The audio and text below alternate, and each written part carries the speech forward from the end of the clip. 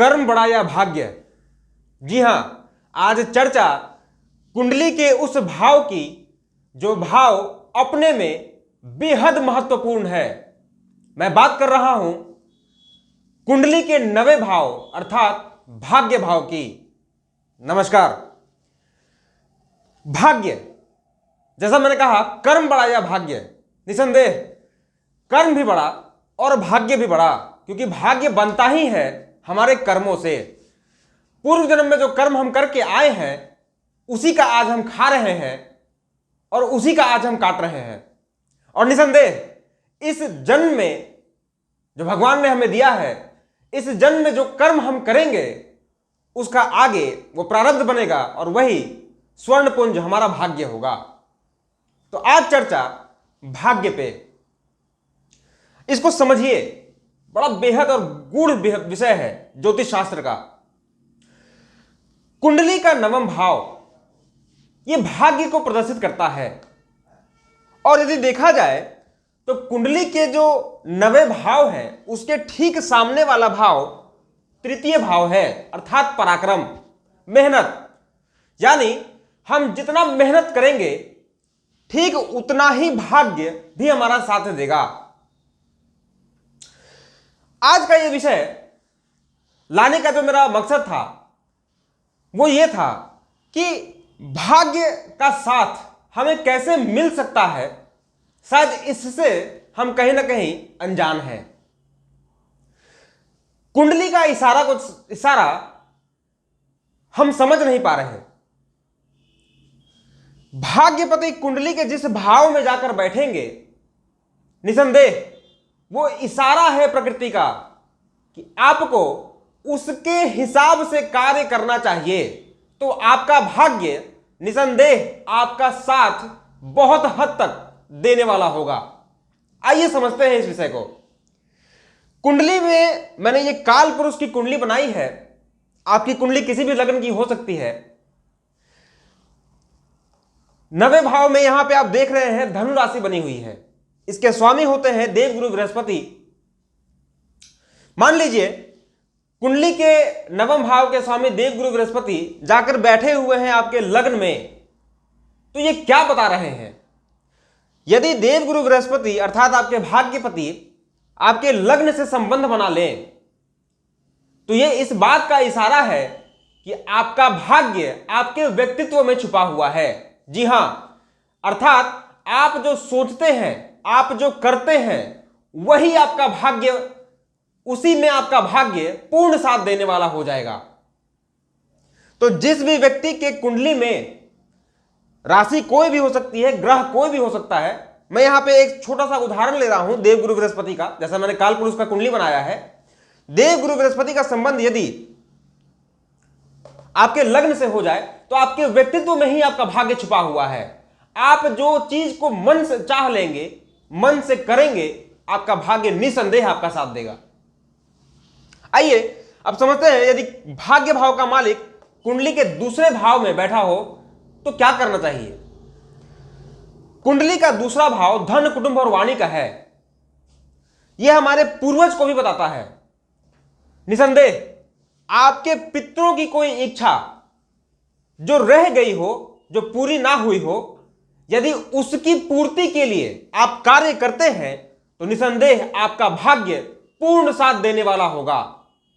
जी हां, तो अपनी कुंडली को खोलिए और देखिए कहीं आपके भाग्यपति आपके द्वितीय भाव में तो नहीं बैठे। आपके पिता की कुछ इच्छा हो, आपके पितरों की कोई इच्छा हो, उसकी पूर्ति करिए। निसंदेह आपका भाग्य पूर्ण साथ देने वाला होगा।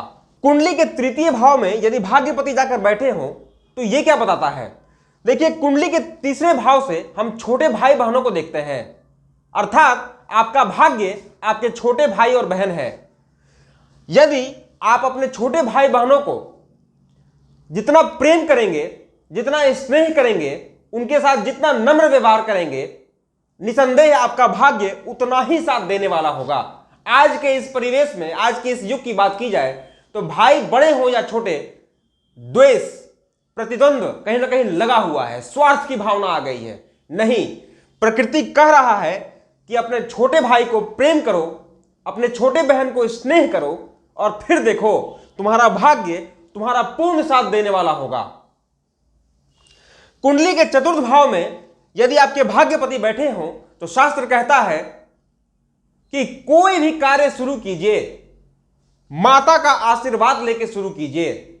अर्थात कोई अच्छे कार्य में जा रहे हो, कोई भी एग्जाम या परीक्षा में जा रहे हो, या किसी भी व्यापार को शुरू कर रहे हो, नौकरी ज्वाइन करने जा रहे हो, माता के हाथ से कुछ, जो भी उनकी इच्छा हो, आप उनके हाथ से कुछ लेके जाइए और उस कार्य को करके देखिए। निसंदेह आपका भाग्य पूर्ण साथ देने वाला होगा। कुंडली के पंचम भाव में यदि भाग्यपति जाके बैठे हो तो आप एक बात जान लीजिए, आपका संतान ही आपका भाग्य है, आपका ज्ञान ही आपका भाग्य है, आपका विवेक ही आपका भाग्य है। अर्थात मैं कह सकता हूं कि ऐसे जातक जितना ज्ञान अर्जन करेंगे, अपने ज्ञान के बदौलत अपने भाग्य का उदय कर लेंगे। जी हां, क्योंकि पांचवा घर ज्ञान का, तो भाग्यपति का ज्ञान में जाकर बैठना इस बात को बताता है कि आपका ज्ञान ही आपका भाग्य उदय कराने वाला होगा। आइए, कुंडली के छठे भाव में यदि भाग्यपति जाकर बैठे हो तो शास्त्र कहता है कि ऐसे व्यक्ति को रिस्क लेने से डरना नहीं चाहिए।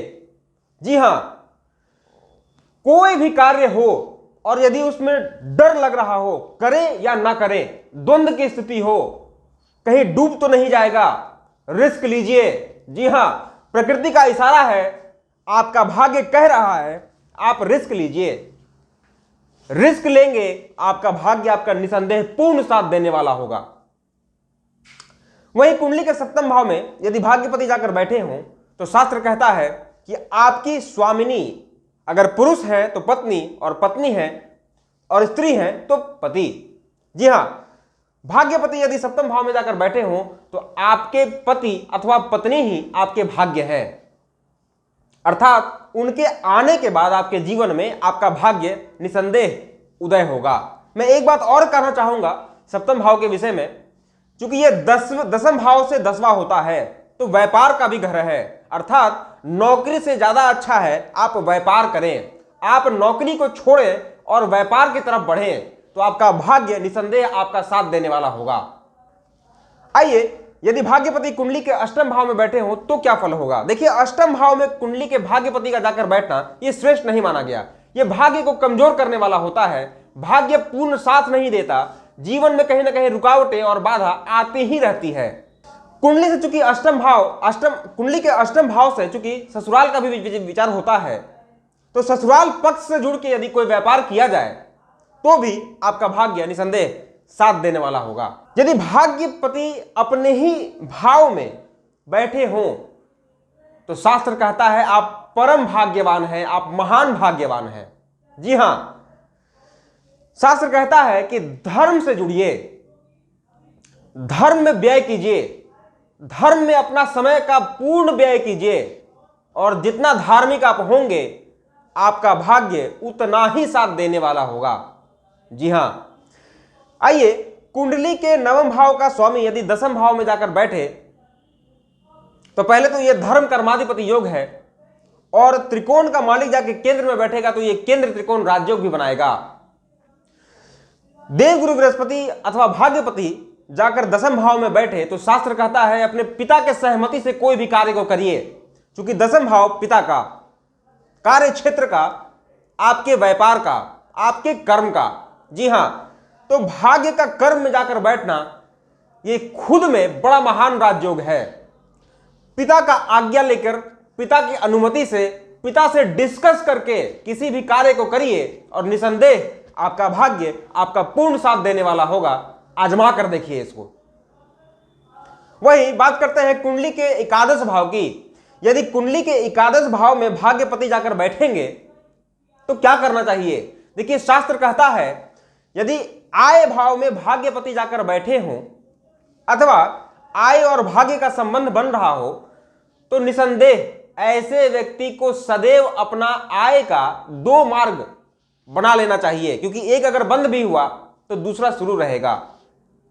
जब तक आय चलते रहेगी आपका भाग्य आपका पूर्ण साथ देने वाला होगा। जी हां, तो आय से यदि भाग्यपति का संबंध बन रहा हो तो बड़े भाई की भी राय सलाह लीजिए, बड़े भाई के साथ जुड़कर व्यापार करिए, आपको निसंदेह आपके भाग्य में वृद्धि होती हुई दिखेगी। अब बात करते हैं आखिरी भाव की। यदि भाग्यपति जाकर कुंडली के 12वें भाव में बैठे हो तो इसका क्या अर्थ है? शास्त्र कहता है कि 12वां भाव कुंडली का खर्च भाव है। तो जो भी राशि अथवा जो भी ग्रह इस भाव में जाकर बैठेंगे उस भाव का पूर्णतः क्षरण हो जाएगा अथवा खर्च हो जाएगा।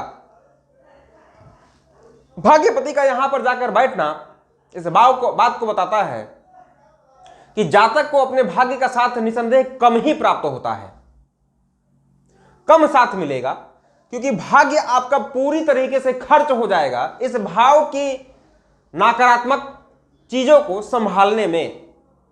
फिर भी यह विदेश का भाव है, तो विदेश से जुड़ के कार्य को करिए।